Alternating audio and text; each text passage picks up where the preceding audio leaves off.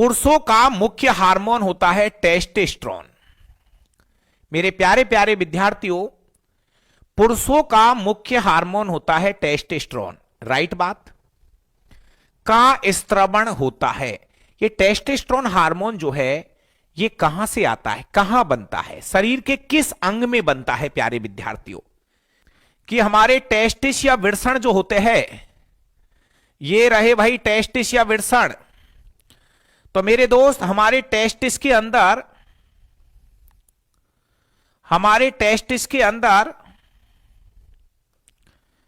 एक विशेष प्रकार की कोशिकाएं पाई जाती है। टेस्टिस के अंदर विशेष प्रकार की कोशिकाएं पाई जाती है जिनको हम बोलते हैं लीडिंग सेल्स। हमारे वृषणों में पाई जाती है लीडिंग सेल्स।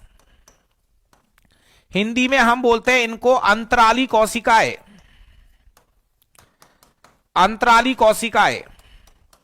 और प्यारे विद्यार्थियों, इन्हीं अंतराली कोशिकाओं से टेस्टोस्टेरोन हार्मोन का स्त्रवण होता है। टेस्टोस्टेरोन हार्मोन निकलता है।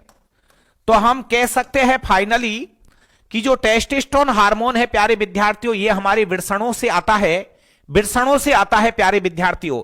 तो आपका जो टेस्टोस्टेरोन हार्मोन है वो आपके टेस्टिस या वृषणों से ही आता है, टेस्टोस्टेरोन हार्मोन प्यारे विद्यार्थियों। तो आपसे अगर वो ये पूछ ले कि लीडिंग कोशिकाएं कहां पाई जाती है, अंतराली कोशिकाएं कहां पाई जाती है, तो बोलना हमारे टेस्टिस या वृषणों में पाई जाती है। प्यारे विद्यार्थियों, सर्टोली कोशिका बहुत अच्छा शब्द है, ध्यान से सुन लीजिए। बोर्ड पर लिखा हुआ हर एक शब्द कोई ना कोई चीज को आपको बता के जा रहा होगा। तो प्यारे विद्यार्थियों, मेरे द्वारा भाई मैं किताब से क्वेश्चन नहीं उठाता हूं, मैं क्वेश्चन खुद बनाता हूं। मैं क्वेश्चन खुद बनाता हूं, मेरे हिसाब से मैं ऑप्शन लिखता हूं ताकि स्टूडेंट को हर ऑप्शन का पता चल जाए। दोस्त ध्यान से सुन लीजिए अब मेरी बात को। लीडिंग कोशिका वृषण में पाई जाती है। सर्टोली कोशिकाएं वृषण में पाई जाती है। नर जर्म कोशिकाएं वृषण में पाई जाती है। कुफर कोशिका लीवर में पाई जाती है। कुफर कोशिकाएं लीवर में पाई जाती है। कुफर कोशिकाएं कहां पाई जाती है, लीवर में पाई जाती है। तो एक एक शब्द को गहन अध्ययन करना है, किसी भी प्रकार का कोई जल्दबाजी नहीं करनी है। कोशिकाएं वृषण में पाई जाती है। यहां से बनता है टेस्टोस्टेरोन हार्मोन। यहां से बनता है टेस्टोस्टेरोन हार्मोन, राइट बात सर।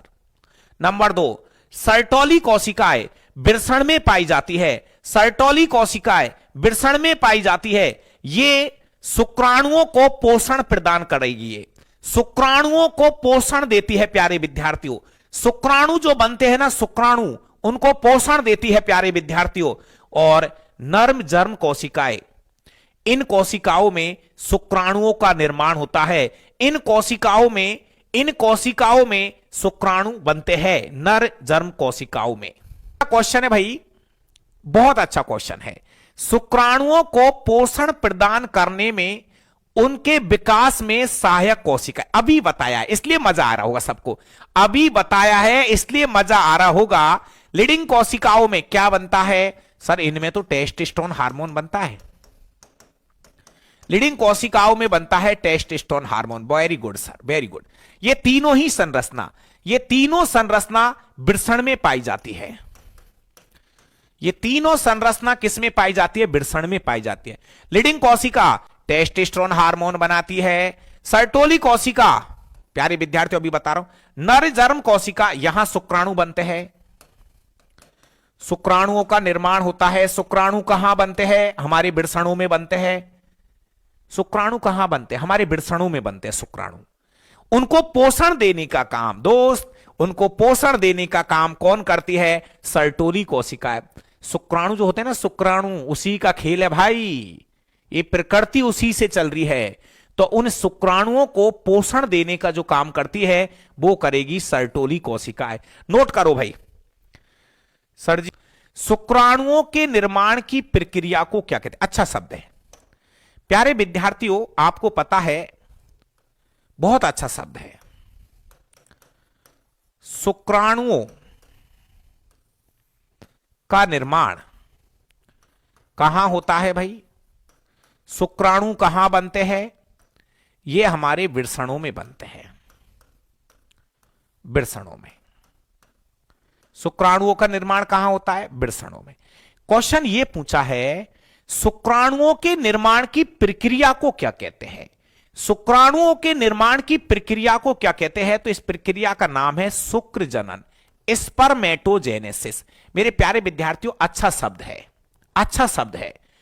शुक्राणुओं के बनने की प्रक्रिया को शुक्र जनन कहा जाता है, जबकि अंडाणुओं के बनने की प्रक्रिया को अंड जनन कहा जाता है। ये महिलाओं में होगा ये वाला काम, अंड जनन वाला काम।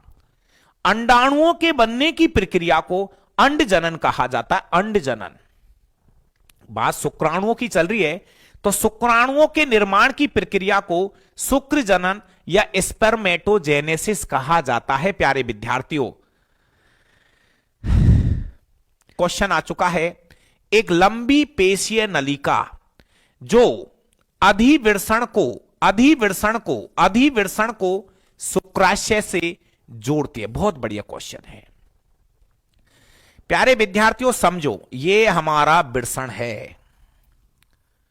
तो वृषण के ऊपर लास्ट में, वृषण के ऊपर लास्ट में होती है,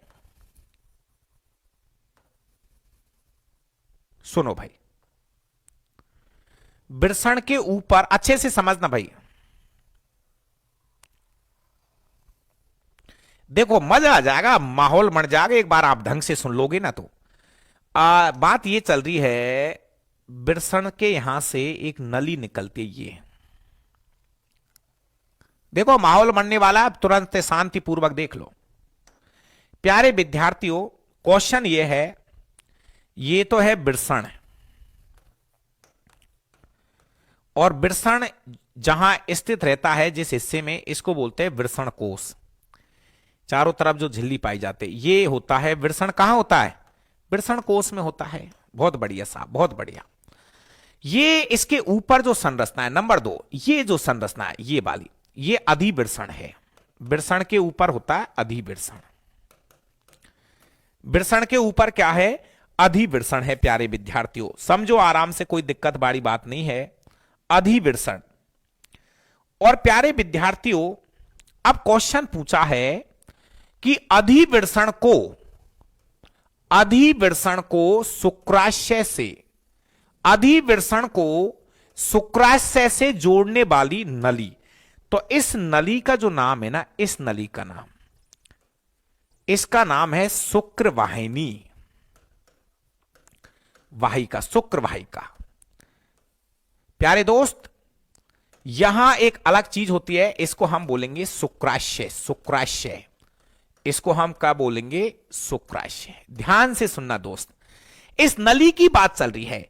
ये नली कौन सी है जो अधिवृषण को शुक्राशय से जोड़ती है? उस नली का नाम क्या है जो अधिवृषण को शुक्राशय से जोड़ती है? उस नली का नाम है शुक्र वाहिका, शुक्र वाहिका। दोस्तों ये मुझे बताइए, ये आपको कहानी समझ में आ रही है या नहीं आ रही है? सर जी प्रेजेंट कर लेना। बिल्कुल भाई, नरेंद्र ठीकरिया, बहुत बढ़िया।